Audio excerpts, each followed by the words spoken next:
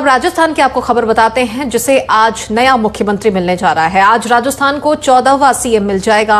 मनोनीत मुख्यमंत्री भजन लाल शर्मा और 2 उप मुख्यमंत्री दिया कुमारी और प्रेमचंद बैरवा आज शपथ लेने जा रहे हैं।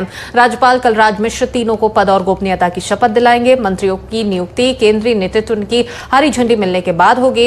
आज भजन लाल शर्मा का जन्मदिन भी है। उनके परिवार ने अपने अस्थायी ठिकाने चंबल पावर हाउस के गेस्ट हाउस में बर्थडे सेलिब्रेट भी किया। वहीं मनोनीत डिप्टी सीएम प्रेमचंद बैरवा ने आज शपथ लेने से पहले मोती डूंगरी गणेश मंदिर में दर्शन पूजन किया।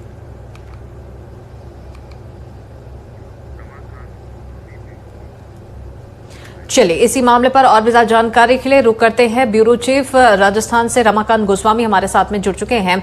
रमाकांत जी, समझना चाहेंगे आपसे, आज काफी अहम और महत्वपूर्ण दिन है। राजस्थान को 14वां और नया सीएम मिलने जा रहा है। क्या कुछ कैसी तैयारी, क्या वक्त तय किया गया है कार्यक्रम का? बिल्कुल, राजस्थान को आज 14वां सीएम मिल जाएगा और जो मनोनीत मुख्यमंत्री भजन लाल शर्मा और 2 उप मुख्यमंत्री दिया कुमारी और प्रेमचंद बैरवा शपथ लेंगे। कार्यक्रम के बारे में बात करूंगा तो प्रदेश भर से काफी समर्थक, बीजेपी समर्थक यहाँ जमा हुए हैं। रामनिवास बाग में ये शपथ ग्रहण कार्यक्रम किया जा रहा है। साथ ही यहाँ पर 17 मुख्यमंत्री आने की संभावना है। बीजेपी राष्ट्रीय अध्यक्ष जेपी नड्डा, प्रधानमंत्री नरेंद्र मोदी, गृह मंत्री अमित शाह, तमाम बड़े नेता यहाँ पर पहुंच रहे हैं। साथ ही इधर अल्बर्ट हॉल जो रामनिवास बाग है उसके बाहर ये शपथ ग्रहण समारोह है, उसको भव्य बनाने की तैयारियां लगभग पूरी हो चुकी है। शपथ ग्रहण समारोह करीब 12:15 को होगा। समारोह में हिस्सा लेने के लिए जैसा कि मैं आपको बता रहा था, पीएम मोदी, अमित शाह, जेपी नड्डा भी आएंगे। इसके साथ ही 16 केंद्रीय मंत्री और विभिन्न राज्यों के 17 सीएम या डिप्टी सीएम भी शपथ समारोह में शामिल होंगे। जैसा कि बात करें आज भजन लाल शर्मा जी का जन्मदिन भी है। उनके परिवार ने अपने अस्थायी जो उनका गेस्ट हाउस है चंबल पावर हाउस के गेस्ट हाउस में उन्होंने बर्थडे सेलिब्रेट किया। सबसे पहले उन्होंने आज की दिनचर्या की बात करें तो गोविंद देव जी मंदिर में दर्शन किए। इसके बाद उन्होंने अपने माता पिता के चरण धोकर उनका आशीर्वाद लिया। वहीं मनोनीत डिप्टी सीएम प्रेमचंद बैरवा ने आज सुबह की शुरुआत मोती डूंगरी गणेश जी में दर्शन करके की।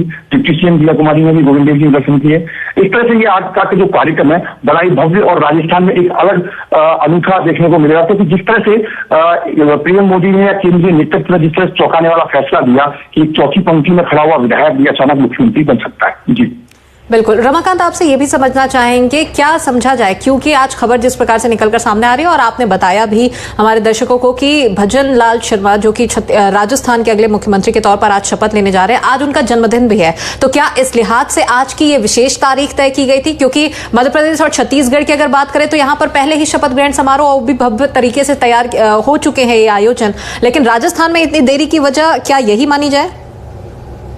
कहीं ना कहीं दूसरा से भजन लाल जी का एक रिकॉर्ड भी हो गया कि पहले सीएम हो गए जो अपने जन्मदिन पर शपथ लेंगे। तो कहीं ना कहीं इतिहास में कितना एक नाम भी दर्ज हो गया कि ऐसे सीएम जो अपने जन्मदिन पर अपना शपथ ले रहे हैं। तो ये अपने आप में कहीं ना कहीं एक देखने वाली बात होगी। और जिस तरह से ये जो समय डिसाइड किया गया, डेट डिसाइड की गई है, तो वो कहीं ना कहीं अपने आप में केंद्रीय नेतृत्व द्वारा एक रणनीति के तहत की गई है। और जहां भी बात करें तो काफी शपथ समारोह में शामिल होने के लिए देश के कई प्रमुख संत भी जयपुर आ चुके हैं, जिसमें जगत गुरु राम भद्राचार्य भी कार्यक्रम में शामिल होने जा रहे हैं। जी, किन किन मेहमानों को यहाँ पर न्योता दिया गया इस कार्यक्रम में शामिल होने के लिए? क्योंकि दोनों ही राज्यों छत्तीसगढ़ और मध्य प्रदेश की बात की जाए तो कई राज्यों के मुख्यमंत्री शामिल हुए थे और ये भी देखा गया था कि बड़ी संख्या में संतों को भी यहाँ पर बुलाया गया था। तो क्या ऐसी तस्वीर, ऐसा नजारा राजस्थान में भी देखने को मिलेगा? बिल्कुल, पूरे देश भर से तमाम महामंडलेश्वर जगत गुरु इस कार्यक्रम में शामिल हो रहे हैं। जैसा कि मैंने आपको बताया, जगत गुरु राम भद्राचार्य जी जयपुर पहुंच चुके हैं। साथ ही केंद्रीय मंत्री की बात करें तो अमित शाह जी, नितिन गडकरी, स्मृति ईरानी, पीयूष गोयल, धर्मेंद्र प्रधान, प्रहलाद जोशी, अश्विनी वैष्णव, गजेंद्र सिंह शेखावत, भूपेंद्र यादव, हरदीप सिंह पुरी, अनुराग ठाकुर, अर्जुन राम मेघवाल, नित्यानंद राय, एसपी बघेल, मनसुख मांडविया, ये सभी केंद्रीय मंत्री यहाँ शामिल हुए हैं। इसके साथ ही उत्तर प्रदेश के योगी आदित्यनाथ, गुजरात के भूपेंद्र भाई पटेल, हरियाणा के मनोहर लाल खट्टर, मध्य प्रदेश के मोहन यादव, छत्तीसगढ़ के विष्णुदेव साय, महाराष्ट्र के एकनाथ शिंदे, अरुणाचल प्रदेश के पेमा खांडू, असम के हेमंता बिस्वा शर्मा, गोवा के प्रमोद सावंत, त्रिपुरा के मानिक साहा और मणिपुर के KN वीरेंद्र सिंह ये शामिल हो रहे हैं। इसके साथ ही डिप्टी CM की बात करें तो उत्तर प्रदेश के केशव प्रसाद मौर्य, ब्रजेश पाठक, अरुणाचल प्रदेश के चौना मीन, महाराष्ट्र के देवेंद्र फडणवीस, नागालैंड के यान सुंगो, ये सभी लोग लगभग शामिल हो रहे हैं। और इसके साथ ही और भी तमाम बड़े केंद्रीय नेतृत्व के जो आला जो क्या कहते हैं संगठन में जो जिम्मेदारी जिनको मिली है वो भी कार्यक्रम में पहुंच रहे हैं। जी, मंत्रिमंडल के विस्तार को लेकर भी आपसे कुछ समीकरण समझना चाहेंगे रमाकांत, क्योंकि जिस प्रकार से मुख्यमंत्री और उप मुख्यमंत्रियों के नामों पर मुहर लगाई गई है, भजन लाल शर्मा अपने आप में नया नाम जिसने सभी को चौंका कर रख दिया। पहली बार उन्होंने विधायकी का चुनाव लड़ा और सीधे अब वे मुख्यमंत्री बनने जा रहे हैं। क्या मंत्रिमंडल में भी कुछ ऐसी ही तस्वीरें कुछ देखने को मिल सकती है या फिर पुराने खिलाड़ियों को यहाँ पर जगह दी जाएगी? क्या लगता है कैसे समीकरण यहाँ पर बन सकते हैं राजस्थान में? बिल्कुल, मंत्रिमंडल की जैसे बात करें तो अभी फिलहाल में तो जैसे कि आज शपथ ग्रहण समारोह हुआ, उसके बाद भी मंत्री मंडल को लेकर कहीं ना कहीं जो केंद्रीय नेतृत्व या केंद्रीय कमेटी तय करेगी उसके आधार पर मंत्रिमंडल दिया जाएगा। जिस तरह से बात करें सीनियर उनकी, तो सबसे ज्यादा तो क्या है कि पश्चिमी राजस्थान में बीजेपी की सीटें कमाई है, तो लोकसभा के हिसाब से वहां का समीकरण साधने के हिसाब से वहां से मंत्री बनाए जा सकते हैं। इसके साथ ही बात करें जनजातीय क्षेत्र पड़ता है राजस्थान के प्रतापगढ़, बांसवाड़ा, डूंगर, तो उधर से भी एक नई पार्टी है बाप के नाम से BJP, बाप के नाम से 3 MLA जीत के आए उनके, तो वहां भी आदिवासी क्षेत्र को भी मजबूत करने के लिए कहीं ना कहीं उनको भी लगभग साधा जाएगा। क्योंकि लगभग बात करें भजन लाल कैबिनेट में 4 संभाग के सबसे ज्यादा मंत्री होंगे, जिसमें शेखावटी वागड़ में उनको हार मिली थी, तो वहां मंत्री बनाकर डैमेज कंट्रोल करेंगे।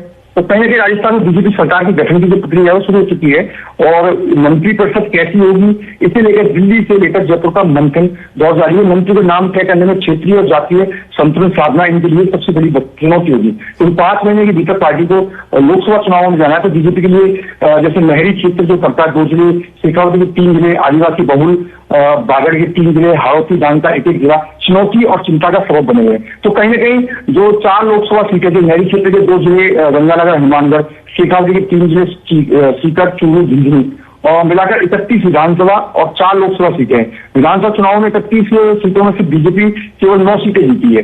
इसलिए कहीं ना कहीं शेखावटी और नहरी क्षेत्र में सियासी संतुलन के लिए मंत्री बनाए जाते हैं। इन इलाकों में जाट और SC वर्ग पर फोकस किया जाएगा। इस क्षेत्र से 4 से 5 मंत्री बनाए सकते हैं।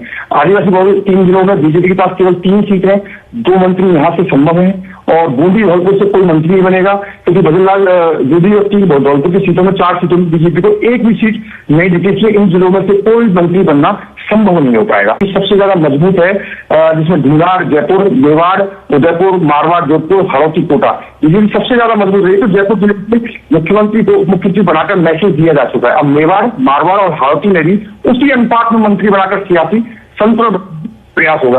तो जिस तरह से ये जो कहीं ना कहीं जो बीजेपी चाह रही है कि लोकसभा के हिसाब से संतुलन बना के जहां डैमेज हुआ वहां डैमेज कंट्रोल करके लोकसभा के 5 महीने बाद सरकार चुनाव में जाने वाली है, तो उसी तरह से ये पूरे मंत्रिमंडल का गठन किया जाएगा। जी चलिए, बिल्कुल। तो क्षेत्रवाद और जातिवाद को यहाँ पर ध्यान में रखते हुए कहीं ना कहीं ऐसे कुछ समीकरण बनते नजर आ रहे हैं कि हो सकता है इन सभी बातों को ध्यान में रखते हुए मंत्रिमंडल का विस्तार हो। लेकिन चूंकि अब ऐसे विस्तारीकरण को लेकर बात हो रही है, तो आपसे बालकनाथ और वसुंधरा राजे को लेकर भी समझना चाहेंगे रमाकांत की क्या लगता है, क्या इन्हें भी कुछ तवज्जो दी जा सकती है या इन्हें तरजीह दी जाएगी? क्योंकि जब ये पूरा समीकरण जब बन रहा था कि मुख्यमंत्री कौन होगा, इसको लेकर संशय बरकरार था, तो ऐसे में ये 2 नाम लगातार चर्चा के विषय में थे और इस रेस में सबसे ज्यादा आगे भी चल रहे थे। जो पहले बात की है, राजस्थान में जो मुख्यमंत्री सहित अभी तक 30 मंत्री बन सकते हैं। भजन लाल शर्मा CM, दिया कुमारी और doctor Premchand Bairwa deputy CM बन चुके हैं। 1 CM और 2 डिप्टी CM बनने के बाद अब 30 में से 3 जगह भर चुकी है, तो कोटे के हिसाब से अब 27 मंत्री बन सकते हैं। अब पहले फेज में बात करें तो करीब 20 मंत्री बनाए जा सकते हैं, जिनमें 10 कैबिनेट और 10 राज्य मंत्री हो सकते हैं। 5 में से 7 जगह खाली रखी जा सकती है, बची हुई जगहों को लोकसभा चुनाव के बाद भरे जाने का विकल्प भी रखा जा सकता है। अब जिसमें बात करें जातीय और क्षेत्रीय समीकरण को साधने की बात हुई, सबसे पहले बात तो कौन होगा गृह मंत्री। तो गृह मंत्री को लेकर सबसे ज्यादा चर्चा है। गृह मंत्रालय की जिम्मेदारी आमतौर पर ऐसे नेता को दी जाती है जिसकी हिंदूवादी नेता की छवि हो। तो बाबा बालकनाथ और डॉक्टर करोड़ीलाल मीणा का नाम गृह मंत्री के तौर पर लगातार चल रहा है। तो डॉक्टर करोड़ीलाल मीणा की बात करें तो सीनियर नेता है, विपक्ष में रहकर कांग्रेस का मुखर विरोध किया, पेपर लीक घोटाले को मुद्दा बनाया और मीणा वोट बैंक पर काफी पकड़ है। 2 बार लोकसभा सांसद रहे, 1 बार राज्यसभा सांसद भी रहे, वसुंधरा सरकार में खाद्य मंत्री रहे। बाबा बालकनाथ की बात करें तो हिंदूवादी चेहरा है, नाथ संप्रदाय के सबसे बड़े मठ के मठाधीश हैं और बड़ा श्रद्धालु वर्ग इनसे जुड़ा हुआ है और वर्ष से सांसद है। इसके अलावा बात करें 35 से ज्यादा विधायक मंत्री बनने के दावेदार हैं, जिसमें करोड़ीलाल मीणा तो हैं, मयंक बालकनाथ हैं, मयंक प्रतापपुरी हैं, विश्वास सिंह मेवाड़ हैं, जिशानंद व्यास हैं, मदन दिलावर हैं, योगेश्वर गर्ग हैं, पुष्पेंद्र सिंह राणावत हैं, जितेंद्र कोतवाल है, झावर सिंह कर रहे हैं। इस तरह से लगभग 33 से ज्यादा विधायक है जो मंत्री बनने के दावेदार, जिसमें अगर 3 से 4 महिला मंत्री बन सकती है, जिनमें अनिता नौक्सम और डिप्टी, ये तीनों आगे हैं। जैसे डिप्टी किरण माहेश्वरी जी हैं, किरण माहेश्वरी की पुत्री है, चुनाव जीत कर आई है, तो ये मंत्री बनने के सबसे आगे हैं। अनिता बघेल है, अजमेर से जीती है, तो वो जीत सकती है, वो मंत्री बन सकती है। नौक्सम चौधरी है, सिद्धि कुमारी है, कहीं ना कहीं इनके नाम भी सामने आ रहे हैं। अब वसुंधरा सरकार में बात करें तो किरण माहेश्वरी, अनिता बघेल और कमसा मेघवाल मंत्री थी, तो इस संख्या को कहीं ना कहीं बढ़ाया जा सकता है। तो नौक्सम चौधरी की बात करें, दलित वर्ग से गहलोत सरकार में मंत्री रही, जाहिदा खान को उन्होंने हराया। और डिप्टी किरण माहेश्वरी की वसुंधरा सरकार में पीएचडी उच्च शिक्षा मंत्री रही किरण माहेश्वरी की बेटी है, दूसरी बार विधायक बनी है, वेस्ट समाज से है, प्रमुख महिला चेहरा है, मेवाड़ और बांगड़ में बीजेपी की अकेली महिला विधायक है।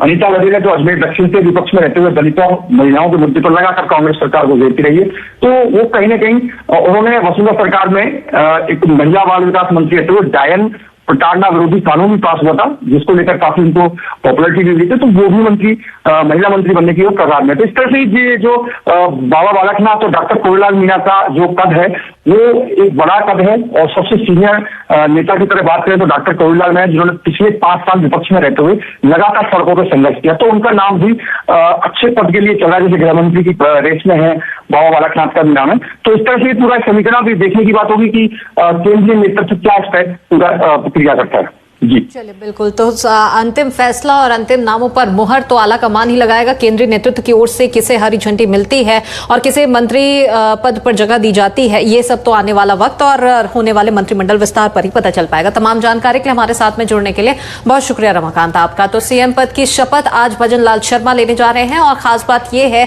कि आज राजस्थान को जो 14वां और नया मुख्यमंत्री मिलने जा रहा है, आज उनका जन्मदिन भी है। तो एक और जहां पर भजन लाल शर्मा अपने पद और गोपनीयता की शपथ लेंगे, तो साथ ही साथ 2 डिप्टी सीएम भी आज राजस्थान को मिलने जा रहे हैं। और इसी के साथ बुलेटिन में रुकने एक छोटे से ब्रेक के लिए चल लौटते हैं।